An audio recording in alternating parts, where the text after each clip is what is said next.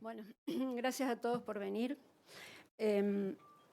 Mi parte, digamos, es para explicar cómo se convirtió la educación sexual en ideología de género. Es decir, acá hubo un gran contrabando ideológico que ocurrió a escondidas de los padres y de una forma semiclandestina.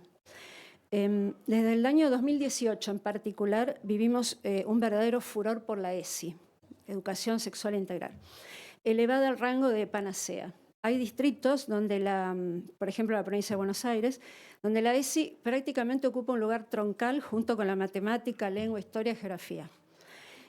La ESI fue un contenido tan esencial que ni la pandemia lo interrumpió. Sorprende este berretín que tienen por sexualizar la escuela. Esta escuela ya no garantiza que los chicos aprendan a leer y escribir en primer grado, pero desde sala de 4 o sala de 5 ya se les explica que la heterosexualidad no es natural, sino que es una imposición, un corsé del cual ellos se tienen que liberar, y que el binarismo sexual no tiene ninguna base biológica. ¿En qué momento, pregunto yo, los padres cedieron sus derechos a la escuela para que formateen a sus hijos con estas concepciones caprichosas que no tienen fundamento científico? En estos días hubo un escándalo, ¿no? Porque trascendieron, como señaló recién Grace, fragmentos de textos de libros que se leen en secundaria. El problema no es tanto que los chicos lean los libros, es que los leen en clase para una charla colectiva, ¿no? Pero yo les quiero decir que cosas tanto o más escandalosas están en los contenidos que se bajan a la escuela primaria, a la inicial y a la primaria. Ya en esos contenidos hay cosas escandalosas, como voy a citar en un rato. Voy a dar algunos ejemplos. Todos los contenidos de la ESI se han teñido de ideología de género. Ellos dicen que la ideología de género no existe. ¿Por qué dicen eso? Porque si no es ideología, es la verdad, ¿no?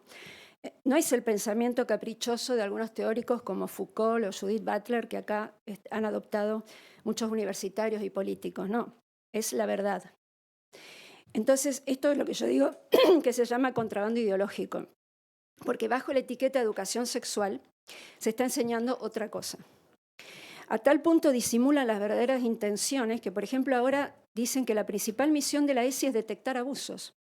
Por ejemplo, te dio un titular en los medios, porque ellos lo transmiten así, que decía: advierten que un programa que previene e identifica abusos en la niñez no tiene fondos asignados en el presupuesto 2025.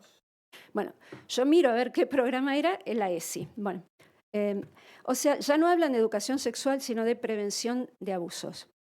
Junto con eso hay un discurso de deslegitimación de la familia, de relativización de la autoridad de los padres. Los niños son abusados en la casa y en la escuela lo detectan. Este es el discurso de Silioni, el otro día lo dijo así. La familia es mala, la escuela es buena. Sabemos que muchas veces es al revés, pero como sea, es un maniqueísmo absurdo, o sea, porque escuela y familia deberían estar cooperando.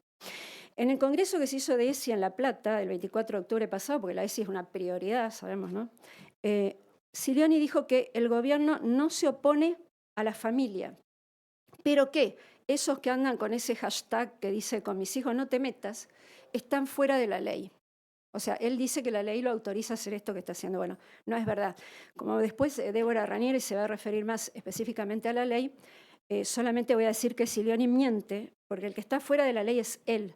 Porque la ley de sí en ningún momento dice que a los chicos haya que adoctrinarlos en ideología de género. Ni siquiera dice que haya que enseñarle el concepto género, que no figura en todo el texto de la ley. En cambio dice, esto sí que él no presta atención, que los padres o responsables del chico tienen derecho a estar informados. No se está cumpliendo. Acá está Grace de testigo de que no les dan a los padres los contenidos que le van a dar a los chicos. Bueno, esto sí, no digo que en todos los colegios, todo esto después baja y hay directores que son razonables, hay maestras que son razonables, maestros que son razonables y filtran estas barbaridades. Pero, en fin, en otros lados se hace. Uno de los primeros contenidos de ESI, del programa, es explicarles a los chicos la ley trans. Yo desde que tengo uso de razón sé que a un chico en materia de educación sexual hay que decirle lo que pregunta, ¿no es cierto? Hay que esperar que pregunte y contestarle lo que va preguntando. Bueno, ya la ley trans dudo que sea una inquietud de los niños a los 5, 6, 7, 8 años. Y sin embargo los textos dicen, ¿no? Hay nenas con pene y nenas con vulva, por ejemplo, en un dibujito. Esta ley está claramente inspirada, la ley trans, en la doctrina queer o ideología de género, ¿no? Cuando dice que la identidad de género es la vivencia interna individual del género tal como cada persona la siente y puede corresponder o no con el sexo asignado al momento de nacer. Esto puede involucrar la modificación de la apariencia, esto así como se lo explican a los chicos, o la función corporal que se puede modificar fácilmente a través de fármacos quirúrgicos, etc. Luego les explican que siendo menores igualmente pueden transicionar con permiso de los padres y si hay litigio pueden apelar a un juez y que tienen derecho a ser llamados con el nombre que elijan. Entonces, los aspectos científicos a los que alude la ley de ESI, que dice que hay que dar información científicamente validada, brillan por su ausencia. Por ejemplo, no se le advierte a los chicos cuando se les explica esto las consecuencias que pueden tener los bloqueadores de pubertad o la hormonización cruzada. No se explica la dependencia de por vida de los fármacos o los efectos secundarios. En la provincia de Buenos Aires se creó una dirección de ESI, porque es tan importante, o sea, no hay dirección de lectoescritura, hay una de ESI. Y esa dirección produce documentos que desde hace 5 o 6 años son los que se le baja a los docentes y a los chicos. Bueno, yo después voy a leer algunas cosas que dicen esos documentos. El género es una categoría que desafía la matriz hegemónica biologicista. ¿Por qué dicen biologicista? No es biológica, porque si dicen biológica es real. No, biologicista es una forma, ¿no?, de menospreciar la biología. Por si no queda claro, agregan, entendemos esta matriz como aquella que iguala la identidad sexual con la anatomía genital. Y escuchen esto, y más específicamente con la reproducción. Desde esta mirada se es varón o mujer por portar determinados genitales. Portar, sí, portar. Bueno, es maravilloso, ¿no? El concepto de identidad de género viene en nuestro auxilio. O sea, estamos encorsetados, ¿no?, en este binarismo y nos salva el concepto de identidad de género con los enfoques que explican que la identidad sexual no deviene directamente de las características anatómicas. Bueno, entre los ejes que organizan la ESI, cuando ellos dicen los 5 ejes en torno a los cuales se organiza la ESI, uno de ellos es reconocer la perspectiva de género, es decir, el credo. Hay que recitar este nuevo credo laico. Creo en la ideología de género. Entonces puedo enseñar ESI. Si no, no se puede, ¿no? Bueno, es decir, bueno, esto ya lo dije, ¿no?, que cayó una de las reglas de oro de la educación sexual, que es no dar más información al chico de lo que pide. Yo hablo sobre todo de los chicos más chicos, ¿no?, es decir, en primaria. En la adolescencia es distinto, pero aún así los contenidos deberían adecuarse, ¿no?, son todavía menores. El otro día yo discutía con una docente que adhiere a estas teorías y ella me explicó, algo que yo no sabía, que estamos en un nuevo paradigma. ¿Qué significa esto? Paradigma es como una especie de, ¿no?, una especie de marco teórico dentro de lo cual reflexionamos. Entonces, ese marco teórico le da validez a todo lo demás. Entonces, si yo me salgo de ese nuevo paradigma, que ellos han decidido que existe un nuevo paradigma, no puedo, no tengo derecho a pensar por afuera de ese paradigma. ¿Y qué dice este nuevo paradigma? Establecido por la Ley de Protección Integral de Derechos del Niño de 2005, inaugura una nueva percepción sobre la infancia, reconociendo el derecho del niño a la representación propia y a expresarse en libertad, así como el deber de los adultos de dar oportunidades para que sean escuchados. El interés superior del niño es reconocido dándole un estatus de sujeto activo de derechos opuesto a la visión previa que lo designaba como un mero objeto, pasivo de tutela y asistencia. Bueno, primero quiero hacer un comentario sobre esta permanente tendencia a inventar el agua tibia, ¿no? Porque ellos dicen, ahora ellos reconocen los derechos de la infancia, pero señores, ¿hace cuántos años que se reconocen los derechos de los chicos? ¿Hace cuánto que los chicos son supuestamente objeto de cuidado, de privilegio y demás? Bueno, creo que los chicos en este país fueron mucho más privilegiados en otras épocas que ahora, como sabemos que la mitad de ellos está en la pobreza. Pero hay un nuevo paradigma que tenemos que respetar, que es este, que básicamente lo que apunta, cuando ellos dicen hay un nuevo paradigma, el chico tiene derecho a ir definiendo, lo que están haciendo es negando la autoridad paterno-materna. Es decir, es más, hablan, la infancia es un constructo de la modernidad, ¿no? Les encanta esa palabra, constructo. Ya no se la puede pensar bajo los supuestos tradicionales en que fue producida. Por ejemplo, un supuesto tradicional es la inocencia del niño. O sea, fíjense, ¿no?, a dónde van apuntando. La anterior gestión educativa decía en un documento que durante mucho tiempo los niños, las niñas y los jóvenes fueron pensados desde una mirada tutelar, es decir, como personas que aún no habían completado el desarrollo de las capacidades intelectuales y emocionales, bla, bla, bla, para discernir. Bueno, yo pregunto, ¿acaso no son eso? ¿No es eso la definición de un niño? Bueno, eso ya no va más. No va más. En el documento citado, ese que les comentaba que baja la Dirección de Educación de ESI, dice que la ESI se inscribe en este marco jurídico novedoso en Argentina, con esa ley de 2005, que dice que son garantías, ¿no es cierto?, de que el menor va a tener derechos que superen, al menos en el aspecto formal, la mirada tutelar y adultocéntrica. Y acá aparece otra palabra clave, el adultocentrismo. Si ellos critican el adultocentrismo, que es una manera de criticar, ¿no es cierto?, la participación, de negarle a los padres derecho a opinar. Adultocentrismo, no se olviden, porque lo van a volver a ver varias veces. Otra cosa tremenda que dicen es que el enfoque de la ley supera definiciones, escuchan esto bien, que restringen la sexualidad al ámbito de lo privado, por un lado, y al acto sexual por el otro. Bueno, y después dicen, la desprivatización, sí, de la sexualidad implica un claro distanciamiento del silencio pedagógico. Instalar esta discusión como algo público habilita y obliga a las escuelas a trabajar sobre sexualidad. Bueno, entonces yo digo, ven cómo se va encadenando todo, ¿no? O sea, el nuevo paradigma, ¿qué es? Es que en la escuela hay que hablar de sexo, sí o sí. Que hay que hablar en todos los niveles y en todas las materias, esa es la otra, ¿no? Es transversal. Y no con cualquier enfoque, sino con el enfoque que dicen ellos, su nuevo paradigma, y tratando al chico como si fuera un adulto y a espaldas de los padres. Ese sería el nuevo paradigma que define lo que se está enseñando. Silioni también dijo que las escuelas, perdón que me la agarre con él, pero justo habló hace poco, entonces me dio mucho material, que las escuelas no pueden ser gobernadas por creencias o percepciones. Entonces yo digo, ¿por qué una escuela que no tiene que ser gobernada por percepciones, sino que está, se supone, ¿no?, para transmitir conocimiento científicamente validado, tiene que aceptar sin más trámite la autopercepción de género de un nene de 7 años, por ejemplo? La tiene que aceptar. O de un chico de 12. Que de repente dice que es del sexo opuesto. Eso sí lo tiene, esa percepción sí. Bueno, curiosamente, en la temática de educación sexual no entran ni las relaciones heterosexuales, ni la concepción, ni la gestación, ni los nacimientos. No se habla de aparato reproductivo masculino y femenino. No, o sea, lo primero que se habla es ideología de género. En estos momentos, en el Congreso se está discutiendo la propuesta de convertir en ley el Plan ENIA. El Plan ENIA es un plan de prevención de embarazo adolescente. En realidad es de prevención de nacimiento, porque lo que se hace es evitar que nazcan esas chicas den a luz, digamos.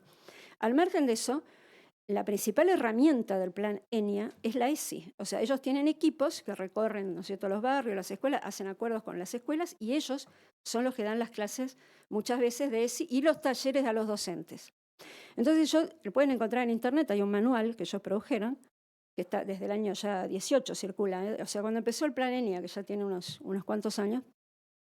Ese manual propone juegos, ejercicios para hacer con los chicos, que yo les aseguro que son peores que los libros estos que circularon hace poco. Les voy a dar algunos ejemplos nada más. Yo no digo que esto se esté haciendo en todas las escuelas, gracias a Dios creo que no, pero está disponible y lo bajan, lo impulsan, ¿no? Por ejemplo, pregunta para chicos desde los 10 años. ¿Qué es ser bisexual? Respuesta: sentir atracción por personas de ambos géneros. La orientación sexual puede variar a lo largo de la vida. Otra, perdón lo que voy a leer porque es un poco zafado, se lo digo así. ¿Cómo se llama el líquido que sale del pene con la masturbación? Es una de las preguntas de los juegos. Después hay consignas, prenda, 5 formas de llamar a las relaciones sexuales. Sigo, chicos de entre 10 y 14. En un minuto nombrar 5 formas de llamar al pene, 5 formas de llamar a la vulva, 5 formas de llamar a la cola. Yo digo, que no se diga que nos enseñan sinónimos. Esto es la clase, bueno. En un minuto nombrar 5 prácticas y o situaciones que transmiten VIH. O sea, o 5 posibles lugares donde comprar preservativos. 5 razones por las cuales puede romperse un preservativo. Dan por sentado, para mí, ¿no? Digo, un chico de 10 años ya conoce todo esto. ¿Verdadero o falso? Es otro juego. Por ejemplo, Cuando se tienen relaciones sexuales por primera vez hay que contárselo a un adulto, es la frase, ¿no? Dice falso. Bueno, puede ser, pero falso, ¿no es cierto? No es obligatorio contárselo a ningún adulto. El objetivo es más ninguneo a los padres, etcétera, ¿no? Yo diría que sí, que por ahí habría que ir a ver a un adulto que te explique por lo menos, ¿no?, las prevenciones, porque ya que están previniendo, no veo cómo el chico solo, bueno, pero ellos dicen que no. En fin, después dicen, les explican que a partir de los... que en cualquier edad pueden consultar sobre métodos anticonceptivos, pero recién a los 13 pueden ir solos a comprarlos, a pedirlos, digamos, ¿no? Bueno. Después hay un ejercicio más, ya después no les dejo esto porque el equipo uno dibuja y los otros adivinan qué está dibujando, por ejemplo, ¿no? Un pene erecto, tamaño real. Les estamos hablando de chicos a partir de los 10 años. Dígalo. Acá está el jueguito, acá están las cartitas del juego. Esto sacan, ¿no? Es un juego de juego de mesa. Esta práctica colectiva, para mí, apunta o tiene por efecto, no sé si lo hacen a propósito o no, pero el efecto es bajar la barrera del pudor, ¿no es cierto? En temas que normalmente no se debaten en público. No se debaten en público estos temas. Es lo mismo que pasó con esto de los libros que trascendieron, que yo digo, bueno, un chico por ahí de 17, 18 años puede leer ese libro, pero en su casa solo, no que después tiene que ir y decir, ay, ¿cómo te sentiste cuando lo leíste? ¿Qué pasó? No sé. Es algo que francamente es invasivo. Bueno, a lo sumo son temas para hablar, ¿no es cierto?, individualmente, con un amigo, con el hermano, hasta con el padre, a veces algunos padres. Bueno, imaginen que si hasta nosotros nos sentimos incómodos, yo me pongo en el lugar de esos chicos, ¿no?, que están viendo violentada su intimidad, porque muchos de ellos han expresado, y yo sé que ha pasado, incomodidad. Bueno, acá viene por ahí el caso de los chicos de 15, ya les preguntan qué es una felatio, qué es el cunilingus, una zona erógena, el 69, el Viagra. ¿Es normal tener fantasía sexual? Esas son las preguntas, porque ya tienen 15 años, ¿no? Entonces, acá viene algo interesante. Les preguntan, ¿qué es la heterosexualidad? Bueno, es la atracción, ¿no es cierto?, por el sexo opuesto. Y le dicen, es una atracción, una orientación sexual más. Y después se completa con otra pregunta que dice, ¿qué es la heterosexualidad obligatoria? Un mandato social que indica que todas las personas deben ser heterosexuales. Bueno, o sea que en concreto lo que se le dice es que la heterosexualidad es una más de todas las orientaciones y obligatoria. O sea, no es natural, es obligatoria. Los que niegan que exista una epidemia transgénero entre adolescentes, que es un fenómeno que está existiendo, son los que promueven el transgenerismo a través de la ESI.